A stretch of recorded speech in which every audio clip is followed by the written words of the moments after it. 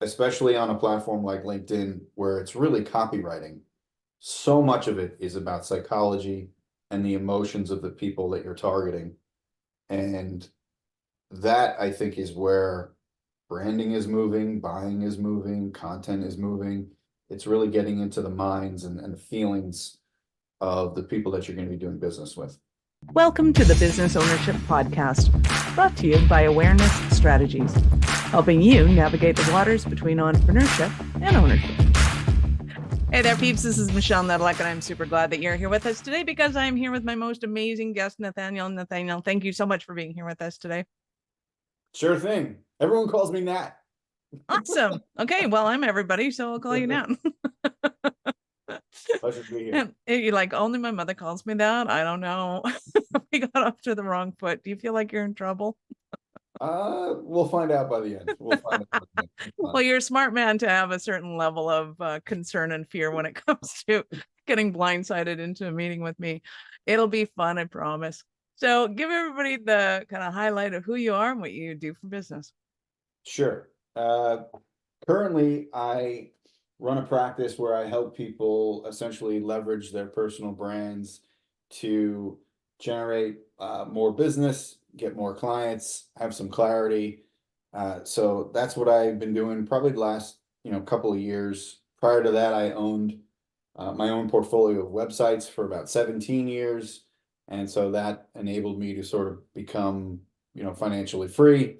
I still own the sites as we speak. It's just thankfully they don't take up too much time. So today it's all about helping people with the brand, and actually just launched a community in the last week or so, which has been great. So that's where I'm at. Very fun. So for those who don't know what it means to own a website and make money off of it, can you clarify what that means to make money off a website? Sure. I mean, there's a million different ways you can make money off of websites, right? You can have a membership, you can have affiliate ads where you're pointing someone to an Amazon product, they buy it, you get a commission. But I'm actually neither of those. The websites that I have are strictly based on traffic and display advertising. So, the little boxes you'll see on a website, those are all those little ads that you see. Those usually get paid out, per 1,000 sessions or something like that. So when you have enough traffic, you can earn pretty good money if you have, someone representing your inventory, and that's essentially, how those sites make money. Right.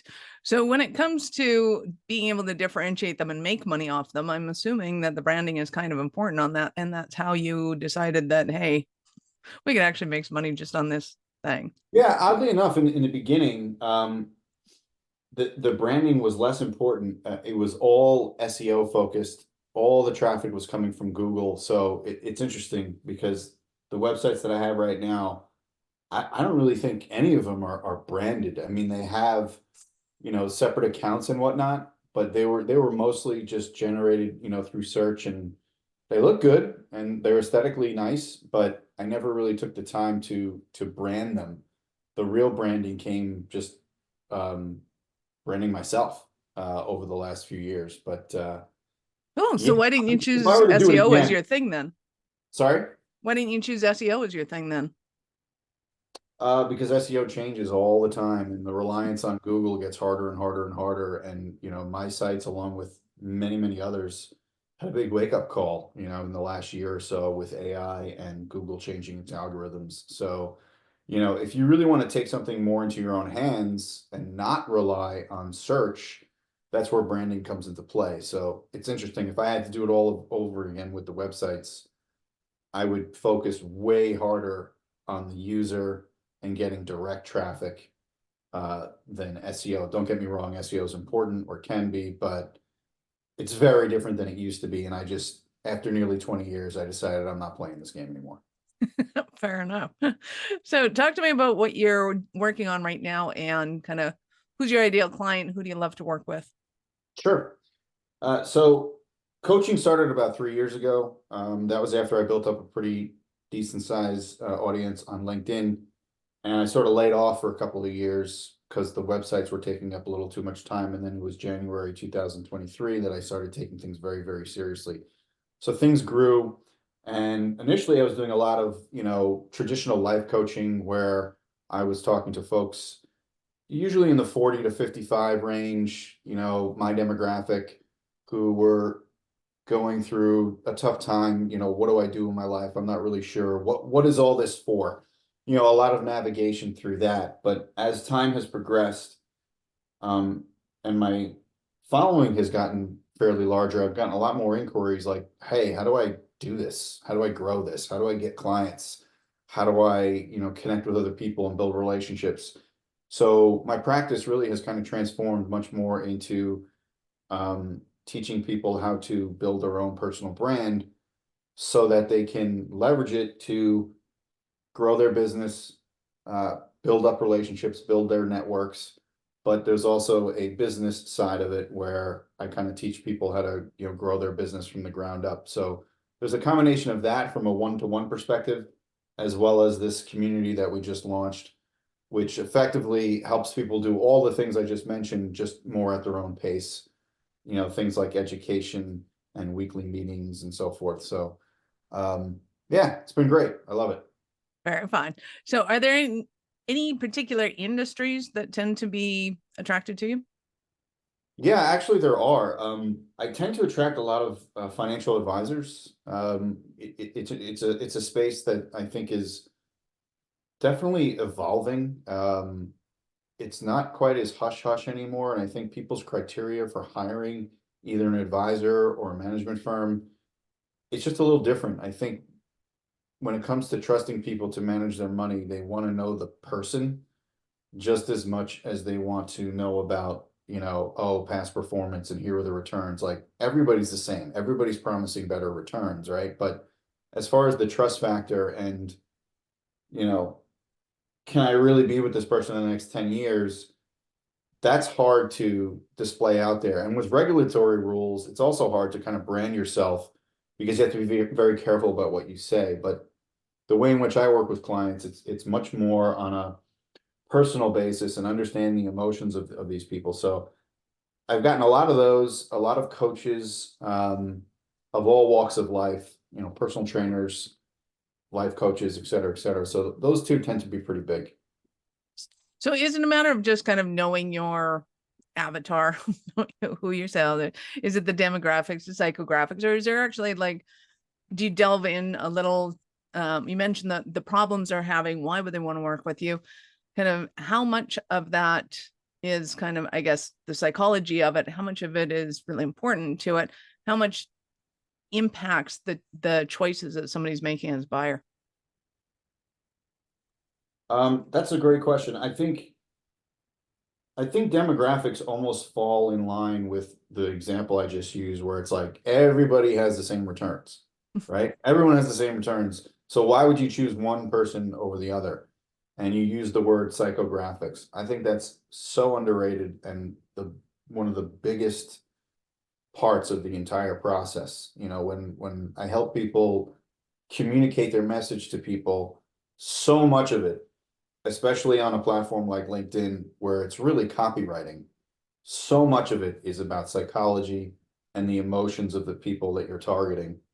And that I think is where branding is moving, buying is moving, content is moving.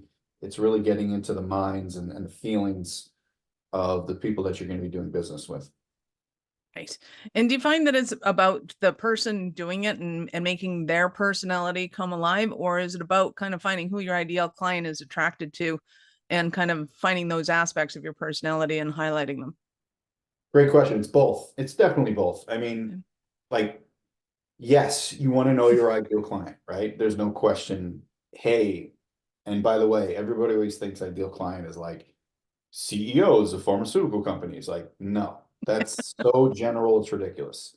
It's more like burnt out CEO of a company that's earning 5 to 10 million and they're in peril and they don't know what to go. You want to get as narrow as you can in terms of this. Everyone says ICP, right? Ideal client profile.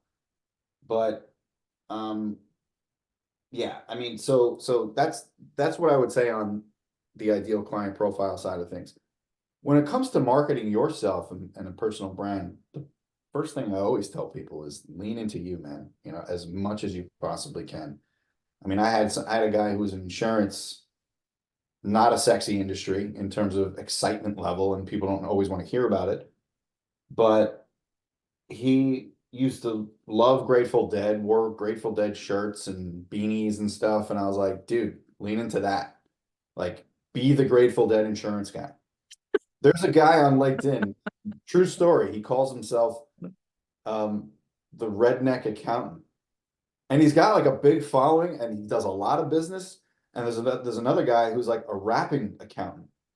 And I just think those things are brilliant, because you're taking an industry that's, vanilla, and it's like, hey, it doesn't have to be, right? So if anything, I would say your personality and leaning into who you are is a huge part of the game. Nice. Well, what would you say to people that are like, oh man, but I can't do that because I'm going to turn off like the redneck account. I love that one. Yeah. Because to me, I mean, how many rednecks do you need as client? They're going to relate to it and going, yes, I just don't want some pompous ass doing my accounting. This sounds awesome. And there's people out there that are going, it's not professional enough. I need to be savvy in business. I need to have a professional appearance. Grateful Dead. And like, none of these examples are really exuding professional, quote unquote, professionalism, air quotes, I might add, but that's my opinion. So go. No, you're absolutely right. And to that, I say, there's someone for everyone, right? I mean, there really are. And I'm living proof. I wear t-shirts every single day, different shirts. I'm known as that guy. I, post content in front of my pool, chilling out. It's literally how I live. And I work with millionaires and people who aren't millionaires, right? And so, yes, there's always going to be like the old guard, right? There's always going to be the suit and tie. And I wouldn't have it any other way. And that's how you do business, right? And that's fine. And if they want to stay in that little lane or big lane, that's entirely, their prerogative. But I can tell you right now, there is no business, there's no profession where you can't be yourself and actually have an audience in some way, shape, or form. I just don't buy it. And so I think what you're seeing out there is, if anything, it's moving the other way. It's not like we need to be more professional and dress for success and all that kind of stuff. It's moving the other way. I mean, why do you think so many people are so crazy about working from home?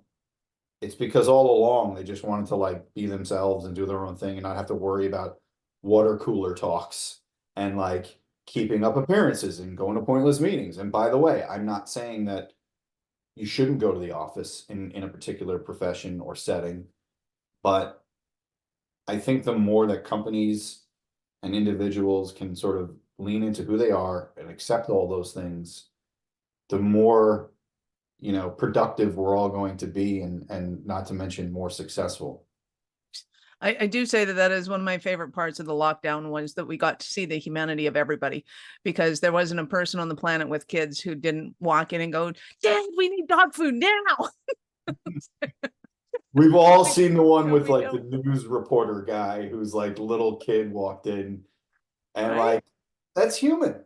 Right. I love that. Human. I think it's awesome. Human. And all the people wearing boxer shorts and like suit tops, and it's like, it's human. Right. And why, here's the thing, like, why move away from that? Why not embrace that? Like, we're all human. We all go to the bathroom, man. You know what I mean? It's like, relax. Exactly. So, and when it comes to marketing businesses, and I'm going to tip on Facebook for a second, although I think Facebook, especially in Canada, I know it's hit its demise when the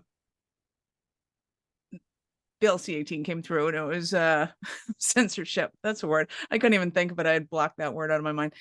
But there's so much censorship that it's like, oh, that's politically incorrect. That's politically incorrect. You can't say that online anymore. And you can't advertise your business on those platforms. And that one in particular, and I'm assuming it's going to get worse on others, especially as our government kicks in. My bias. How does somebody kind of get that personality out there without kind of concerning themselves with censorship, for starters, of the platforms, and just being able to find their peeps, because their peeps don't care. It's the medium in between. Yeah, I think it's a matter of what platform you're actually on, right? And I do think that's important to make sure you are on the right one, right? So, I mean, like I LinkedIn is good right now, but we don't know how much LinkedIn's solid, it's and going to step in. like there are, I know people who've gotten booted from the platform for a couple of days for something that they posted, and I get it. And sometimes it's probably warranted, maybe sometimes it's not. It's hard to know, but look, I think I agree with it's not we didn't make these playgrounds, right? Like they're not ours. And you don't really have much of a right to whine and complain about when we didn't put the $100 million into building the platform. Well, right? but I am saying, hey, look, if you want it to be everything you want it to be, then it's got to be your own platform, right? Yeah. But if you want to play with Facebook or you play with LinkedIn or TikTok or whoever, then, that's why it's like, there's a lot of people who whine about like, hey, my reach used to be way better. It's like, well, too bad. Like the game has changed. You want to play a different game, make your own game and make your own platform. Again, you're right. Like I don't have $100 million to just create a new Facebook, but I think to your point of being able to advertise as yourself as much as you can and put out your brand. I think all these platforms are more than lenient enough. Like I'm not you shouldn't have to go out there and say F you, F this, and curse constantly to be like, yeah, I'm different and here's my brand. It could be visuals, it could be an attitude, it can, there's a million things to differentiate yourself. So there's no reason that you can't adhere to a platform's guidelines. Like, no, like Facebook's not going to like censor everyone and be like, all right, everyone's wearing suits, otherwise you can't advertise. Like, it's not going to happen. So there's always going to be a place where you can find, an audience. Nice. So other than kind of not being themselves, are there any other issues that you find entrepreneurs are getting themselves into before they come to see you? Sure. I mean, I think it's a lot of it is just the reality of putting in the work and the consistency. A lot of people are kind of overwhelmed by what actually needs to be done to get where you actually need to go or want to go. And so, building up a cadence and a tolerance for just doing the grind stuff is not always familiar to people. So, I think the areas that need the most adjustment with people when it comes to how I work and them being able to brand themselves, writing is way up there, no question. Copywriting is very different than writing for a book or, a newspaper. It's short to the point, cuts through, and it ain't easy to get all of those things done in 150 to 200 words, right? So there's definitely that piece. And just a very interesting transition is for people who are used to doing business in a certain way, who then go into business for themselves and don't really know how to run a business. They know how to do all that stuff that It looks so easy when you're an employee. oh, so It's easy. so easy when you're a CEO with So 100,000 easy. staff. But it's like then all of a sudden, and look, is it really that hard? No, but it's just not familiar. And someone's like, oh crap, what's a Stripe account? You know what I mean? Something as simple as that. It's like, oh, I have to set up my payment account. I didn't even realize I had to do that. And again, does it take hours to learn this stuff? No, but you must be familiar with these things if you are to run your own, operation. Then there's the whole, oh, I have to charge taxes. Right. Yeah. We all have a volunteer job for the government collecting taxes. I'm totally going to put that on my website. It's my new revelation. So in a moment, I'm going to ask you for a Cinderella story of one of your clients. But before we do that, we're going to take a little bit of break. Are you running a business over 7 figures but still struggling with technology headaches? Pay attention. You do not want to miss this offer. This podcast episode is brought to you by Awareness Strategies, who is offering a custom-built digital adoption roadmap for anyone running a business over 7 figures who's wanting to grow their business in the next 5 years. And it's not just a roadmap. They offer full implementation as well, if that scares the out of you. Check out awarenessstrategies.com/roadmap for more details today. The link's in the show's notes. Don't regret not doing this. Do it now. That's awarenessstrategies.com/roadmap. So I am very excited to hear about a Cinderella story of one of your clients. Sure, no problem. So he's not ashamed if I use his name. Yeah. He's a young guy, 25 years old. His name is Mando Salavante. Great name. His real name's Armando. And he's currently, I would literally consider him to be probably the #1 most engaged financial advisor on LinkedIn, period. Wow. At 25. 25 years old. Like, yes, there are other people in finance, but if you did like one of those favicon lists that everybody sees, like hands down, he literally was already ranked like 5 in financial services. And this was behind people who were already big brands. Right. So, and it's like, they're not on LinkedIn, but you know, it's like Dave Ramsey. He's like behind like Dave Ramsey or whoever else. So it doesn't even compute. Like in my mind, he's #1. I've been on LinkedIn long enough to know. So when he came to me, he was at, you know, whatever follower count, I don't know, 15,000 or something like that. But that wasn't the reason we worked together. We worked together because I already saw that he was doing all right, but he was missing so much. And really all we did was work on his hooks, you know, within his content, the structure of his content, and most importantly, which all the financial advisors are always missing, is that client avatar, the getting into the emotional aspects. He, as all financial advisors are, was very worried about regulatory stuff. I'm like, we're not going over any of that. You're not even going to talk about your products nearly as much as you think. You're talking about what's going on in your clients' minds, why they're worried about they can't retire, or they don't have enough money to do X, this, that, and the other. You can talk about that stuff all day long. It's not illegal. So he started doing that, and we only had 6 sessions over the period of a couple of months. And, you know, he's now over 20,000 followers. He's now getting 300 comments on all his stuff. His posts are now reaching 10 to 15,000 people every single time he writes. His inbound skyrocketed. And this is a guy who's, I'm quite confident he will be in the 1% in the United States, you know, this year for in terms of his revenue. I have no doubt. So that was a great story. And the nice thing, you know, whenever I work with people, a lot of them, they tend to see relatively quick results. Like Mondo made back his investment with me in like a few weeks, which was cool. But is everybody like that? No, I'm not going to sit here and say every freaking story is a Cinderella one, because it's not. What? You're not going to say that you guarantee that they're going to make $100 million in the first But I 3 days? I will say this, you know, everyone I've worked with has done very, very well, and I'm very proud of that. Stand by that. So Mondo, if you're listening, keep going, bud. All right. Congrats, baby.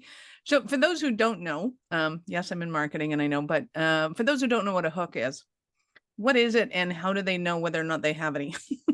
Sorry about that.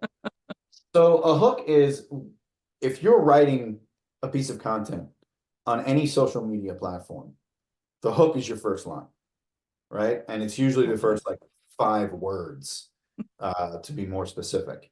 So you need to write something that is emotion inducing, make somebody think, could be, you know, against the status quo, you know, whatever it is. It's something that's going to raise eyebrows, that will get the reader to read more. But the trick with a hook is that you cannot just have it in a vacuum. you can write, oh, somebody died today, right? And then all of a sudden, if you're writing about your accounting services right after, that does not exactly connect to your hook. One of the most fun challenges I like to give myself is writing the craziest hook I can, but connecting it. I call it bringing it home. Your content, the rest of your content really has to associate with that hook. So sorry I didn't explain it before, but yeah, a hook it's really just like a headline. And hopefully it actually hooks, because like an actual hook, if you just have a piece of string going into the water and nobody bites it, it's not really a hook. That's true. And the fun part I find about those, and I just want to talk about this for half a second, because I think people misunderstand it completely. They think that, well, two things to me. One is you got to know who your audience is. And I can write a opening line like cats and elephants get squished. And if my audience is going like, I so don't have time for that, it's not a good hook for my audience. But it could be an awesome hook for somebody else's who's like, okay, I just can't stop myself. I got to see what the heck this is all about. And also another thing about hooks and all that stuff, and this just comes with time and the territory. Like if you have a big, as much as your writing is important, building your community is just as, if not more important. And it's like sometimes people say to themselves, well, how come when Joe Rogan says it makes so much, everybody listens and says, I'm like, because he's huge. That's why. So this, like the same hook that I would write 2 years ago would play way better today because I have 2 years of growing an audience and people not even caring as much, right? It's like I could almost get away with writing stuff that isn't even as good, even though I don't want to do that. But the point is a community and building your actual network is a massive part of the equation, and never neglect that. Absolutely. So if you didn't catch on to that one, peeps, size matters. It's the more of a celebrity you are, the more magnetism you have, regardless of what it is that you're saying, right? It's like the sun just has more magnetism than the earth does. And as you go on, the importance of that is to realize that you got to really work it when you're starting. Like you got to make sure you're on and you're doing the thing, and it will get easier as you garner that audience, as you put things in place. But to Nathaniel's point, if you don't have the plan to have the community up front, it's almost impossible to garner a community, especially now, because all of the rules of social media are changing and all that kind of fun jazz. So I think it's hugely important that people get a hold of you. They start planning this, before they put all the pieces of the puzzle together, before they start thinking about, oh, how is this going to happen? Talk to Nat first. And sorry, I keep calling you that. And just because, back of my mind, I'm like, yeah, eventually that motherly instinct in me. People are going to want to get to know more about you. How do they start that journey with you? I'm all over LinkedIn. That's, so that would be, I think it's like linkedin.com/Nathaniel Berman, NathanielBerman. But I have a website. It's just my name, natberman.com, natberman.com. So that's always a way for people to reach me. And the actual community itself is on School, and it's called Brand Built.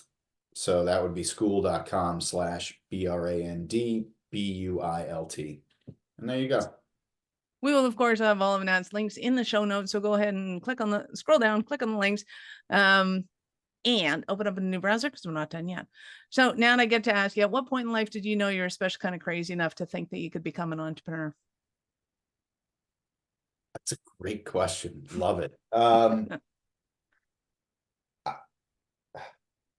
Honestly, the first day I made $1 on Google AdSense, that was the day. It's one of the most memorable. I don't remember the day, but I remember the feeling of like making $1 online myself. And it was at that time I was like, holy shit, I could do this, and that was sometime in 2007. And I quit my job in 2008. And that's when I, never looked back. So that was definitely the first moment, first buck, first $1 from AdSense. I love it. A great story. You've been absolutely awesome. Any last words for our peeps? Yeah, man, no excuses. Get it done. Right. Thank you, Nav, for your time. I appreciate it, and I know how valuable your time is. Thank you. Appreciate it. Awesome. Peeps, this is Michelle Nedelec. Thank you for your time. Be sure to subscribe to the show, share it with your friends. We love helping entrepreneurs grow. Are you running a business over 7 figures but still struggling with technology headaches? Pay attention, you do not want to miss this offer. This podcast episode is brought to you by Awareness Strategies, who is offering a custom-built digital adoption roadmap for anyone running a business over 7 figures who's wanting to grow their business in the next 5 years. And it's not just a roadmap, they offer full implementation as well if that scares the out of you. Check out awarenessstrategies.com/roadmap for more details today. The link's in the show's notes. Don't regret not doing this. Do it now. That's awarenessstrategies.com/roadmap.